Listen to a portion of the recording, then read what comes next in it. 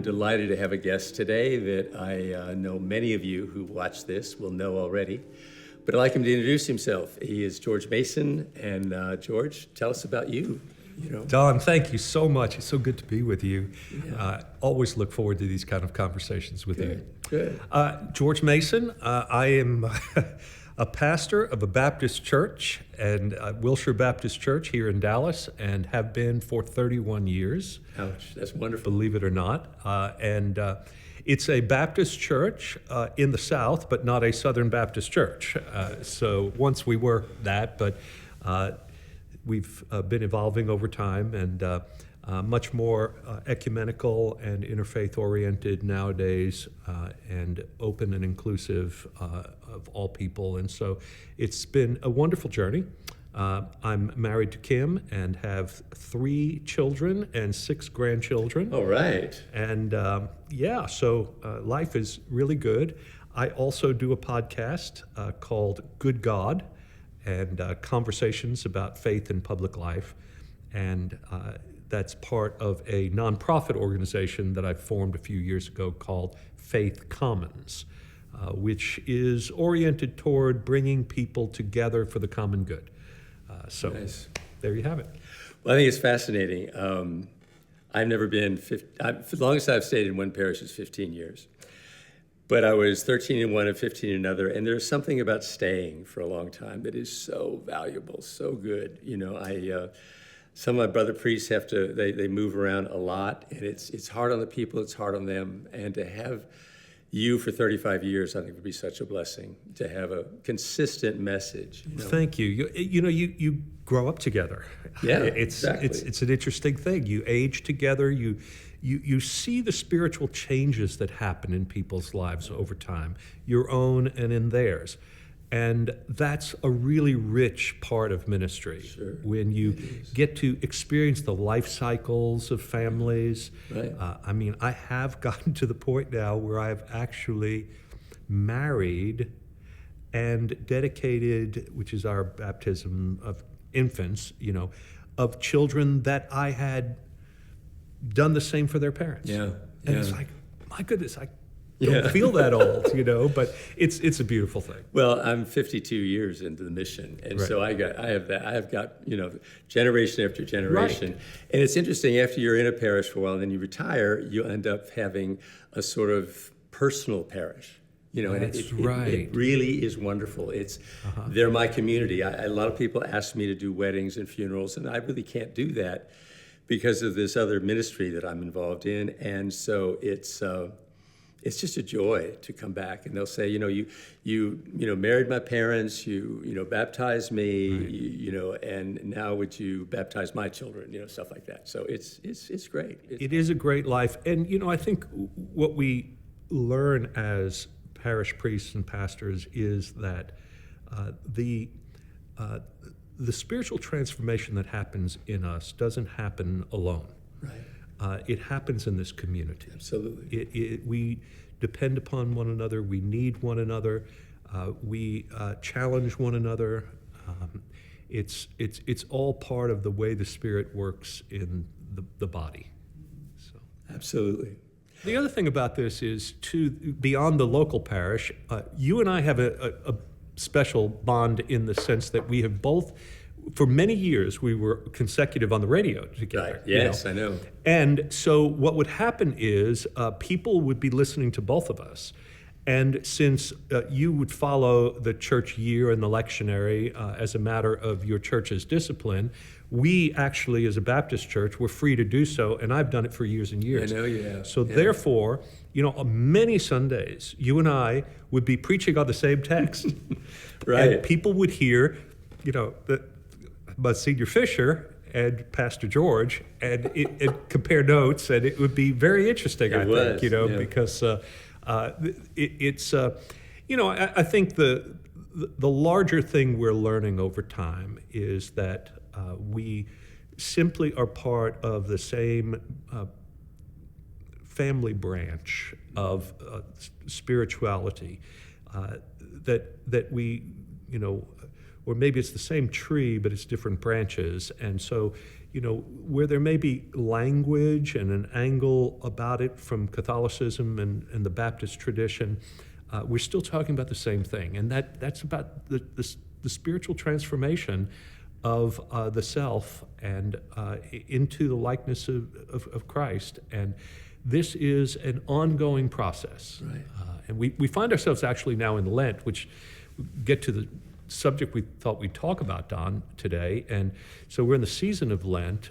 In my church, we have decided the theme for this year, and especially during COVID and just coming out of, the snowpocalypse around here, dying to live is our theme. And so much of the journey with Jesus toward the cross, and then the Easter story, is about this work of learning how to die to self in order to find true life, right? And dying to live there's also another factor about longing, about yearning, that's in there as well, So cool. when you think about, and when you talk to people about this notion of self-denial, of how that's a key to the spiritual life. I mean, obviously that's not a popular concept in our culture, where the assertion of the self is so much of the church. So how does that work, do you think, in terms of finding that authentic you that Christ has made you to be? It's funny that you say that, because one of the things that I have... I retired now almost 12 years ago. I can't believe that. Wow. When I was 70, and it's amazing that time has done more for me to make me understand more fully what it is that we are called to be as Christians, as followers of God and followers of Christ and the Spirit. And one of the things that strikes me is that I keep coming back to this word authenticity. And that's the call. And I use authenticity in opposition to something that I grew up with, which was a kind of unhealthy sense that what God was looking for is perfection. No sins, no sins. Anything you could do is stop sinning, that was great.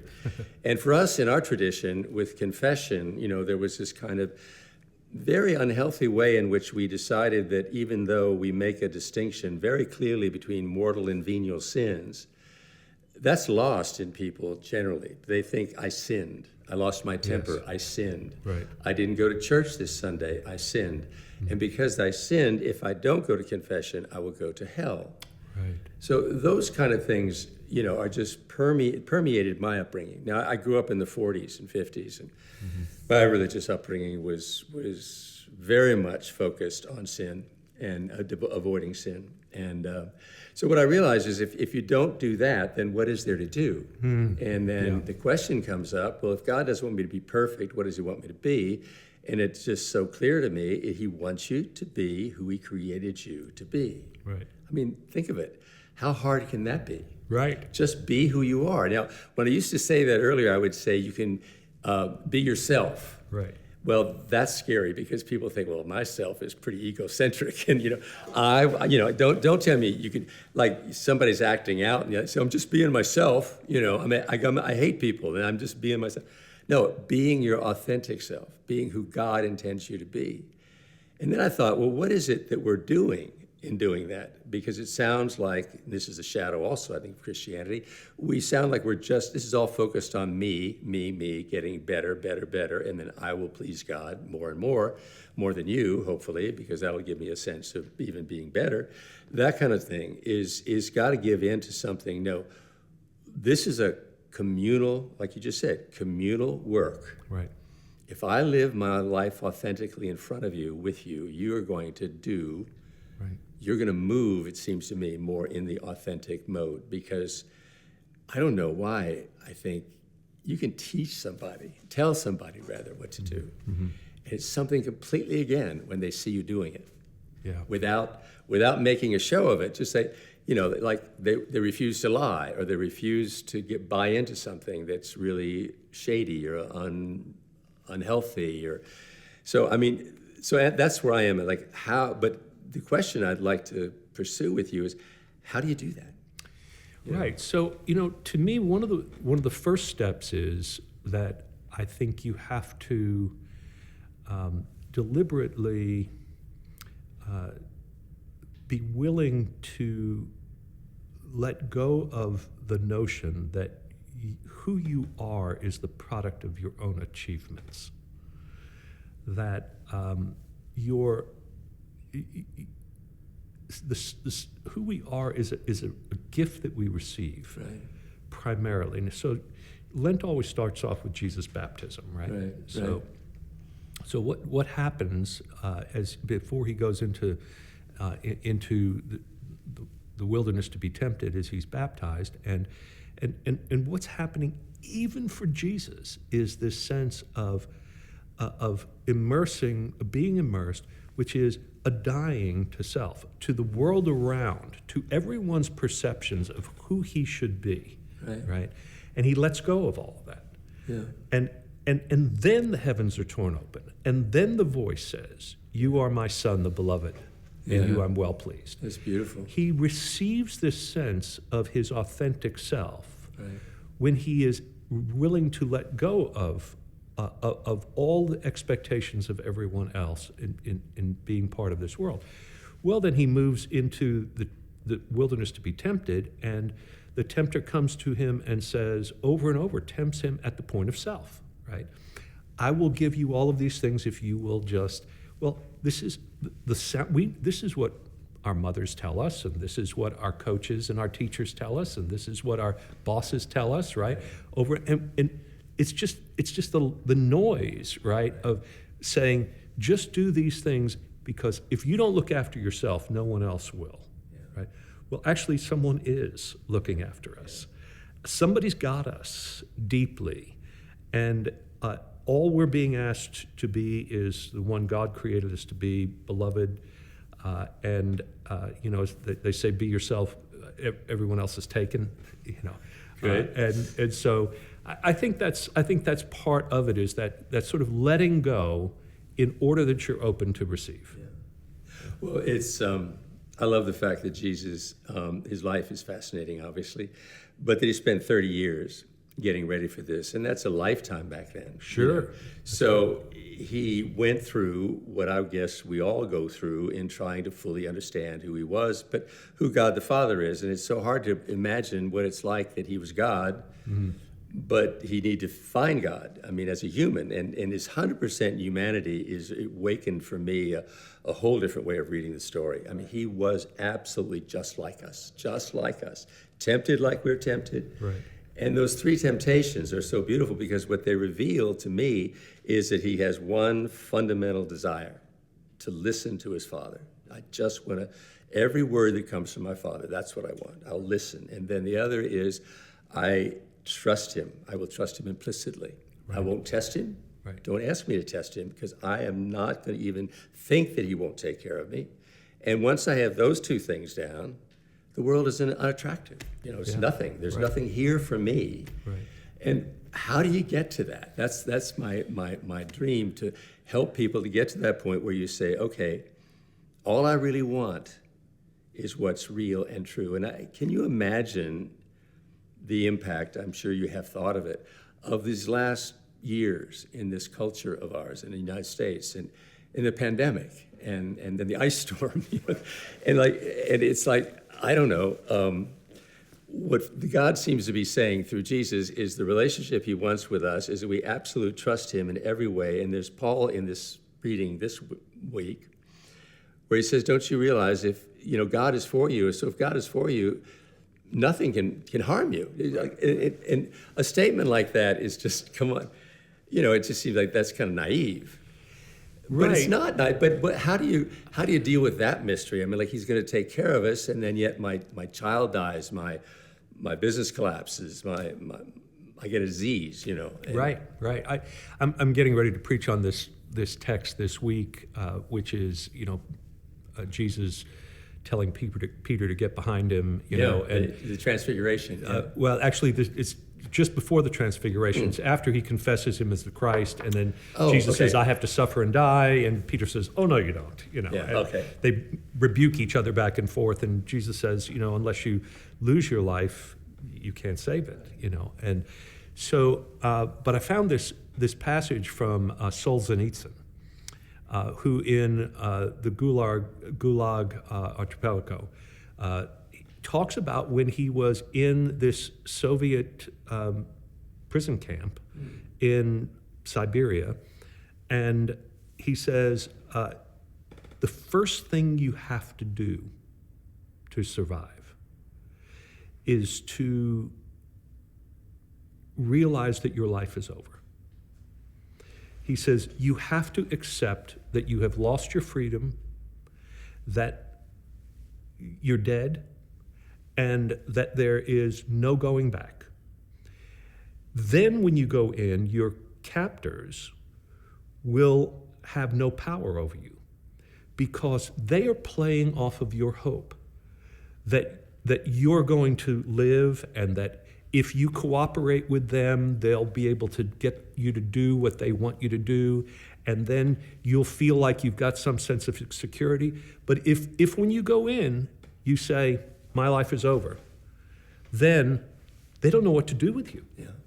And I think there's something spiritually powerful about that. There is, yeah. So if I say, it's not about my retirement portfolio, it's not about my legacy, it's not about my children, it's not about what you think of me, if I can just be free enough to say, those things don't define me, now nobody can tempt me because I don't have to protect them. I don't have to protect myself because I'm okay. Well, you're not afraid because you've lost everything. You know, you're not afraid to Fear. lose something. So Boy, it there's a really, big one. it just, you know, and that's the beautiful image that I think we have in the end of the life of Jesus, where the word that comes to mind always is surrender, surrender, surrender. Yes. And, you know, he didn't want his ministry to end that quickly. And he, in the Garden of Gethsemane, it's clear he said, you know, I don't want to do this, Dad. Right. Please, anything but this, Right. you know, not this. Right. Don't cut me short and not allow my ego and my very self to be able to do what I want to accomplish for you. Right. And he said, no, I want you to give in to evil. Now, and that line is just so, what? You know, give in to evil? But that's it. He knew that nothing could destroy him at that point. But that ego was still holding on like crazy. So how do you work in getting that part of you to surrender? You know, and I guess that's what a lot of the things were when we were growing up as Catholic. I know it was when Lent came, you had to give something up. And it was always something pleasurable, which I always thought, that's kind of weird that you please God by not having ice cream or movies or, you know. Right. I once met a guy at a bar and he said, I give up cheese. And I thought, well, that's easy. Right. That would be hard for me.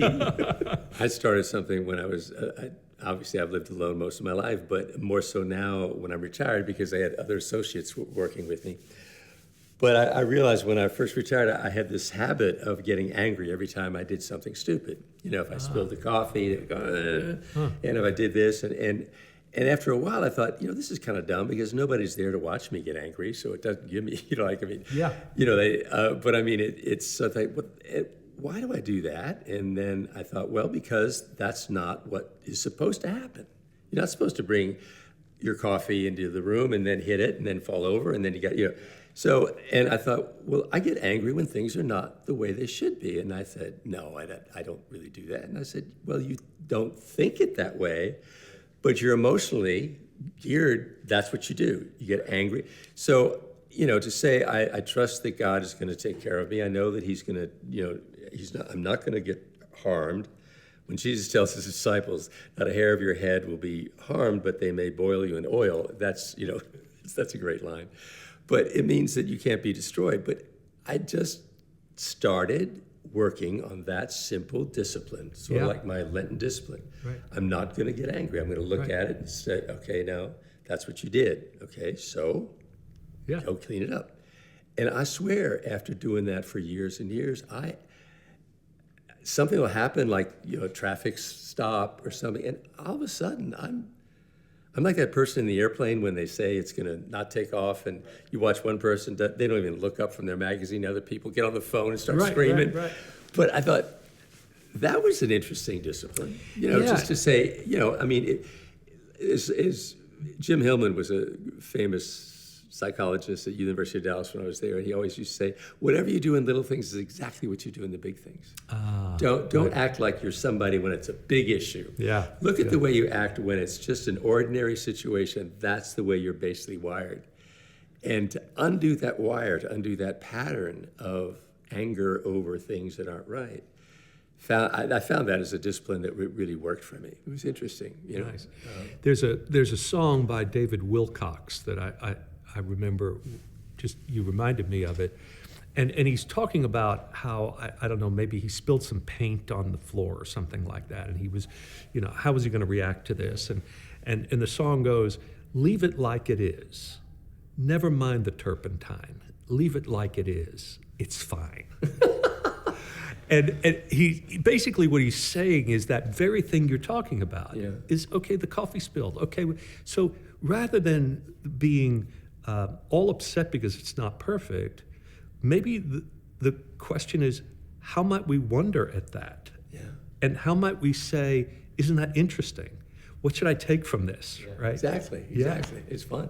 And the other thing I've learned about my behavior is that if I look at it and I find myself experiencing over and over again some kind of excessive shame or fear or anger, I'm pretty sure that I'm not rooted in that wonderful thing we're talking about. Everything is in God's hands and everything has a purpose. And everything is going to help me become more authentically who I am. Right. And but I noticed the shame thing, though, is, I don't know if you've experienced this, but I've had such a tough time with that. That's the big one. I think it's the big one for a lot of us. And it's the voice. Yeah. That voice in your head Right. that is constantly, it's interesting. It has two dimensions to me now. The voice, which I think is evil, I think it is, or at least it's a lower part of our human nature that excels only, or that feels good only when we excel. But what it is that it's either telling us that we're absolutely the best thing in the world, which is dangerous, or it's mostly telling us you're no good. You're a phony. You're a phony. And when I was first ordained, I was just shocked at the fact that I don't even know why I got ordained. I mean, excuse me, that's wrong. I knew I wanted to do this ministry. Right. I didn't understand what the ministry would be like. Right. And the seminary didn't prepare me at all. I have to say that back then. And so when I started preaching, I have a gift where people can understand what I'm saying somewhat and all that. So I got a lot of response that was positive. And I was at a dinner party once, and I was just my first year of ordination. And somebody said, "Oh, Father Don, your homily last week wasn't as good as usual." Oh, the shame. And I mean, I went into a shame attack where I couldn't speak. Yeah. I had bruises all over my shins from my friends kicking me. Talk, for God's sake, talk. Wow. But I thought, that's how vulnerable I was. Right. And it's still there, I think, in all of us. And I think it came because of my intense desire to be a perfect son. Right. To a mother who needed me. Yeah. And that was my upbringing, to Yeah. please someone by doing everything that I think is the right thing to do. And how dangerous that is, and yet what a shadow of religion it is. And once I see somebody caught in shame, I say, wait a minute. Right. You don't have shame when you believe in who Christ is and who God, and you don't believe in the message of Jesus, which Right. is forgiveness. Well, So- I think this is partly religion's fault too. And I do too, I agree. I mean, I think we have to be honest, and I know that, deeply embedded in Catholic tradition and certainly in Calvinist Protestant tradition is this, original guilt, sort of original sin, and that kind of thing, which means that you start out your life, with this sense that something is wrong. Exactly. And I guess I'm wanting to reclaim a bit of the heretic Pelagius here, who, maybe wants to start out with original blessing instead of original guilt. Because, what happens is, yes, we do inherit tendencies from, our forebears and all of that, but our standing as human beings before God is not condemnation. It's affirmation, and so, I think that part of our problem is somebody made the distinction for me one time, and it was very helpful. I'm sure this is nothing new, but the difference between shame and guilt is an important thing to recognize, right? That guilt is when you do something wrong. Shame is when you think you are wrong. Exactly. And there's something wrong with you. There's something wrong with you, and I think that's where there really is no proper place for shame in a healthy spiritual life. Not at all. And so there is a proper place for guilt and a recognition that we've done wrong.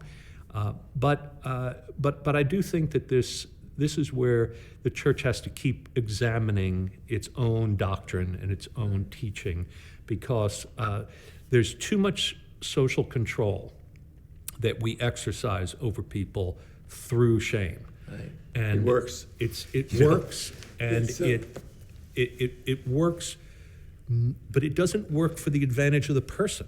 And that's what we're supposed to be in this business for, not for the institution, but for the person. How do you give someone confidence when you can't give people confidence when you're basically evaluating their actions as if they are the person? That's right. So, you kill somebody, you're a killer. Right. You rape somebody, you're a rapist. You lie, you're a liar. Right. Well, no, you're a person. Right.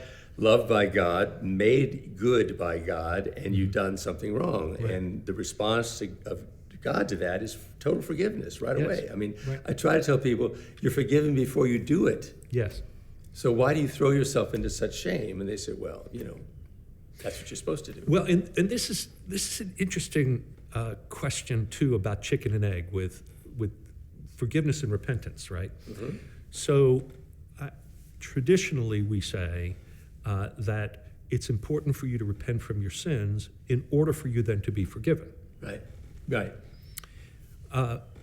But I would say that that suggests that God is waiting for us to do something in order for God to be gracious to us, when I think what we want to say more so is that, as St. Paul said, that God has reconciled the world unto God's self through Jesus Christ. That's a past tense completed action. So if the world is already so reconciled, then really forgiveness is already yours. Repentance is your way of experiencing your forgiveness, right? So the problem is not from God's side waiting. The problem is from our side. We are waiting to experience what is already true about us. And this is why sin is another thing in this regard, and that is, sin does not really separate us from God. God doesn't need to, get our confession in order to be in right relationship to us. We need to confess in order to be in right relationship to God. And so there's so many of these sorts of things that have gotten backward, I think, Don. Well, I think too, it's also, you'll notice so much. I mean, I talk to people about forgiveness, and they say, okay, I can believe God forgives me, but I can't forgive me. Right. And that's that same issue of, it's so hard for us in a world where we've been taught that perfection is the goal and that shame rushes in, and what shame will be telling you is you have been ruined now. You are the murderer. You are the adulterer. And they can't get over it. And again, it's what you're saying is so important about the manifestation of this gift of forgiveness is underrated. I mean, to think about that whatever you do is forgiven automatically. And another thing that's interesting about the word repent is it also means regret. Yes.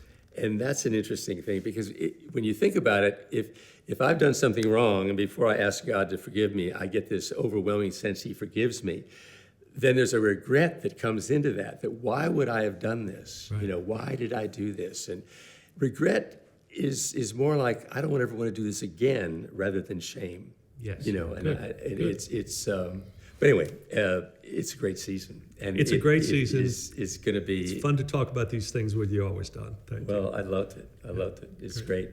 So one other thing I wanted to say, what I love about our lives, and you've mentioned it earlier, but we both end up with foundations. We both end up with podcasts. Right. And what do you think, what is that in us? Because it's almost like we've been committed to a religion and a community, and something in us is telling us there's a bigger audience, there's something more. I mean, Right. Yeah. you know, I think this is so unusual that I did this, and then we met the other day, and then you were telling me, well, George is doing the same thing. Yeah, I know, right? Right. And I said, it is interesting. You know, and it's, I don't know what that is, but somebody, when I retired, I remember somebody said, well, hey, you know, I'm glad you're retiring, because a lot of people don't want you to leave if you ever leave there, and when you do, you'll have to someday. But, you know, there'll be people saying, oh, please don't go. And then others will say, well, you know what? You need to get a bigger audience. You need to spread yourself around. I don't know. But I just, how did that idea come to? I don't know. For me, I guess it's more like I'm not done being interested in a lot of things. And, 20 minutes on Sunday morning or 15 minutes is not enough, you know. Right. It's and there's an opportunity here, so I'm just excited about it. I too. Yeah. Well, I'm glad our paths keep crossing like this. I hope so. I hope so. Well, thanks so much for being here. It's been Thanks, buddy. great pleasure. You're the best. You okay. too. Thanks, Don. I like it. Your purple is a good color. Well, it's Lent, you know. The Baptist, you know. You're styling. You're styling. That's man. right. You're styling. Good. Okay. Thank you. Thank bet. you. And thanks for listening.